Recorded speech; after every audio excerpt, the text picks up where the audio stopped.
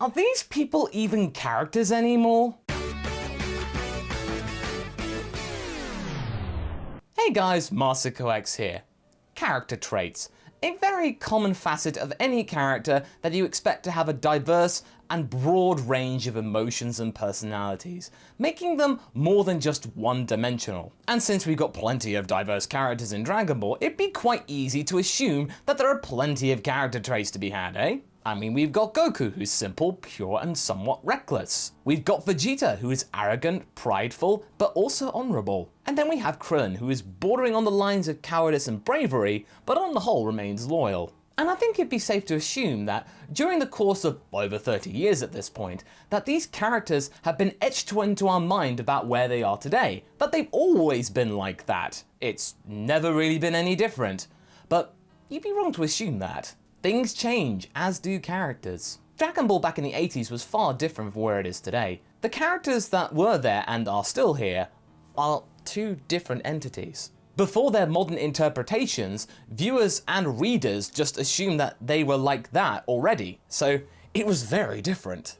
For example, Goku is much more naive in Dragon Ball than he is in Z. I mean, you can argue that he's still kinda naive to this day. And Krillin, he started off as basically a jerk. He was a jealous and selfish brat who clearly learnt nothing during his time training to be a monk, and he was actually kind of perverted. Today, we don't really associate those behaviours with those characters, or at least not to that degree. We remember Krillin as the nice guy. We see Goku as, he's a little bit innocent, but on the whole, he was alright, I guess. As far as Dragon Ball Z goes, the most contrasting character development comes from Vegeta, as I've said quite a few times. I mean, he started off as your basic regular villain who could be offed in 20 episodes, and look where he is now. And then there's Kale. And no, I'm not going to go into that, because you guys are quite clearly a bit salty about that. But Masako, why are you telling us all of this? We know about characters! Well, you see, the purpose of this discussion is to analyse and just remind ourselves of the character contrasting that went between Dragon Ball and Dragon Ball Z, about 10 years or so, 1984 to 1995. After that, we had 1 year of GT, and then 18 years of nothing, at least in terms of TV series. That's a very long time, especially when you take into account that in terms of character development, those characters were just standing there and doing nothing. They may not have changed one bit, but us as an audience have. So what happened to our perception of these characters over the course of roughly 2 decades? With no new series to stimulate and evolve these characters, our early perceptions of these characters slowly were pushed into the background. And yes, there were some sidesteps in GT, but on the whole, pretty much every single character model changed relatively little or not at all, but the state of the cast, or at least the majority of the cast, has remained unchanged since the end of Z. And of course, you could say it would take some time for Vegeta to evolve from Buu Saga Vegeta to chilled Vegeta at the end of Z. You gotta see that Vegeta! That Vegeta is so chilled, he's so chill, guys. No, not that kind of chill, the other kind of chill. But we need to look back at something. Vegeta's driving force is to get better and stronger than he was before. It became kind of his thing instead of just being a villain. Vegeta then became an icon of bettering yourself. He was chasing Goku and became the fandom's other main character. It became the legacy of Z. And as we mentioned when we were talking about Android 17, if you're going to do this for upwards of 20 years, then these characters stop becoming just characters. They become much more than that. They become icons. Cultural icons. The collection of traits that they possessed became their defining features, and that was all that there was about them. Their unique selling points and such. They are no longer just narrative tools that Toriyama uses in his own reactionary way. Yes, it makes those characters instantly recognizable, but at the same time, it does limit your options as to what you can do with them. So, in the minds of Toei, when they chose to revive the series and bring out the Resurrection F movie, they kind of had to make a choice about what they wanted to do, and how they're supposed to be handled. Anything else would not do and would anger the fans, and they might not buy things. The trouble is though, that at this time, Dragon Ball is kind of stuck in a rut. Back in 1989 when Z came out and when GT came out in 1996, it was relatively just simple. They kept it to Japan. Dragon Ball was for Japanese audiences. Even when GT came out, it was in its infancy in the West. Not really much was said about that. So Toei wasn't marketing to Europe and America, they were marketing to Japan. But in 2015 though, Dragon Ball had become truly international. Japan's tastes were difficult enough, but when you gotta couple that with what the Western world expects of Dragon Ball, it makes things immensely difficult to make everybody happy. Japan likes the comedy aspect as well as the cultural influences of Dragon Ball, whereas America, at least for the longest time in the 2000s, just wanted the action. Tastes vary. Characters who are popular in one country may not be popular in another. So take this example of a weekly Shonen Jump poll of the characters around 1995. As you can see, Goku wins convincingly with an astonishing amount of votes, about 10,492. Vegeta is next with 7,119. Okay, it's pretty standard. But where's Gohan? He's not in the top 5 at all. And that counts as us in the Western world kind of weirdly, because Gohan is pretty popular. And yes, granted, this poll was conducted back in 1995, when Gohan had been succumbed by the likes of Super Buu and was not in the public eye as much. If this poll was conducted in 1993, Gohan would be way up there because of Super Saiyan 2. But it just still feels weird that Gohan ended up with 435 less votes than the likes of Gotenks. Gotenks! And this was just 20 years ago. Things changed quite considerably. And it just makes it all the more difficult for Toei. So what did they do for Super when they wanted to become more global? Well, they became a little bit more self-aware, they became a bit more comedic with the Japanese audiences in mind, but they still had action from time to time, as well as generating memes, because this is the internet after all. Was this all for the best or for the worst? It's debatable. When it comes to humor, it kind of worked. Super did the comedy better than Z, because the slice of life episodes, whether you like it or not, are some of the stronger episodes in Super's roster, and I personally love the Weeks of Peace arc. But the biggest thing they've had to do and consider is the iconography of the characters. They're gonna change something to make their character progression meaningful, and luckily for them, Vegeta's identification and development was left relatively unchanged, and they could take some risks with him, and it paid off. They could chart the progression between end of Buu Vegeta to end of Z Vegeta, because there is some development to be had, so they could just have it. His adventure into becoming a much more active family member was on the whole rather satisfying, as well as becoming a more rounded person. Add some traditional lines spouting about Saiyan races and pride and whatnot and honor, finish it up with a heroic sacrifice, and you've got yourself a character that the audience can identify with still, as well as showing that, oh man, he's changed, he's so cool.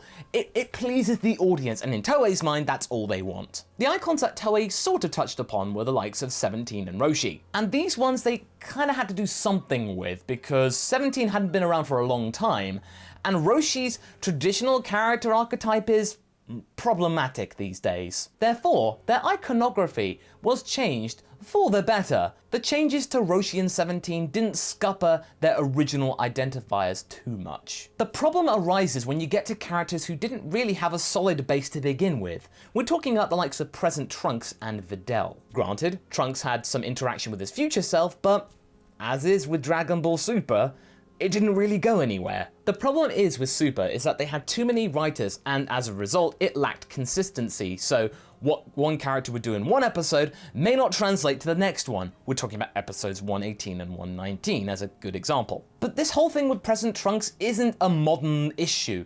This has been going on since the end of Z, because when present Trunks grew up to become a teenager and almost an adult, Toriyama didn't really know what to do with him. And ironically, it turned out when you age the characters up a bit, Goten actually becomes the more interesting character. And no, you can't swap the iconography of future Trunks and give that to present Trunks, because their personalities don't fit. It wouldn't make sense. And while GT ultimately failed to do anything interesting with present Trunks, they at least tried to do something. And as for Videl, she succumbed to the same fate as pretty much any strong female character does. They become a housewife character. The only thing that she really does these days is look after Pan. I mean, okay, she did have her moments during the Barry Khan mini arc, you know, she stood up for Gohan and stuff like that, and showed that she still had a fiery temperament, but on the whole, it's far different to what she was as a teenager. As much as I enjoy Gohan and Videl's romance back in Z and even today, I feel like she's lost her edge and she's lost some of the iconography that made her her. she's become forgettable. I think I wouldn't be surprised if a lot of people forgot that Videl was even in Super. In Z, she had a strong sense of justice and confidence, which drew Gohan to her because their sense of justices were just completely in sync. And then there's Goku. Back in the Cell Saga of Z, it was meant that he was going to pass the torch to Gohan and become a side character, and the story would be all about Gohan moving forward. But unfortunately, the way that that was handled worked out in a different way, and Goku stuck around, and this became a huge problem. What do you do with Goku? We did have that great moment with Vegeta fusing, the whole Vegeta thing, that Goku would effectively sacrifice his personality and he wouldn't exist at all. And we did see Goku actually trying to stand up against Beerus, but none of that resulted in any meaningful character development. He just went back to what he was before.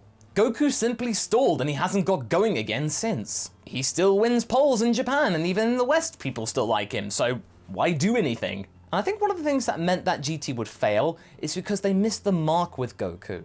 By turning him into a kid again, he just became really grating for people that grew up with the adult Goku. Perceptions again. And when Goku became an adult form in Super Saiyan 4, that was one of the more memorable parts and what people do like of the series. Do you get the hint, Toei? More adult Goku works. But I think though that times are changing. I think as tastes become more refined in the Dragon Ball world, more characters are slowly positioning themselves to take the top spot from Goku, but it's early days yet. So with Super on the horizon, what do you do with Goku? Is this a chance to actually do something bold with the character? Well, if you're going to do rehashes of the two movies where Goku is basically the same as before, you're not off to a good start. Yeah, they don't change Goku into a literal kid, but they revert his silliness to what he was as a kid. His naivety is like he was as a child, and that just makes it worse. And at the same time, you keep all the physical baggage you got from the Dragon Ball Z series and two canonical movies. What Toei tried to do here is combine two personality traits of Goku together to make one new one that would make it seem like Goku's different, but it ultimately doesn't. It just does not work. They essentially erased 20 years of character development, whatever Goku had in terms of development, and just made something new. And it just angered people. And to top it all off, we get somebody who is willing to endanger the sanctity and integrity of the universe just for the sake of a fight. Yes, these are things that Goku would do, but they've been amplified and exaggerated to bizarre and unusual ways. What Toei's trying to do is to not take risks, but try and do something to keep people interested in Goku, and they've gone wildly the wrong way. But I think the writers have to do something because the other characters can't really change or haven't changed. In Toei's eyes, if they change too many characters, then what made Dragon Ball popular might disappear. It might alienate the fandom. But guys, what you're doing in Super, or what you at least did in some of it, was alienation. So you're between a rock and a hard place, Toei. Anime has taught us well that characters are expected to evolve and develop and not be the same they were in episode 1 when they are the final episode. So Toei, just give us that. We're aware that characters do change, so we need that and for it to stick. All I ask for is just to let your characters be characters, instead of just being walking, talking cardboard cutouts in order to sell merchandise. I mean, yeah, it's gonna be partly that, but at least not it be the only thing about them. It worked for Roshi in 17, so give it a go on some other characters, eh?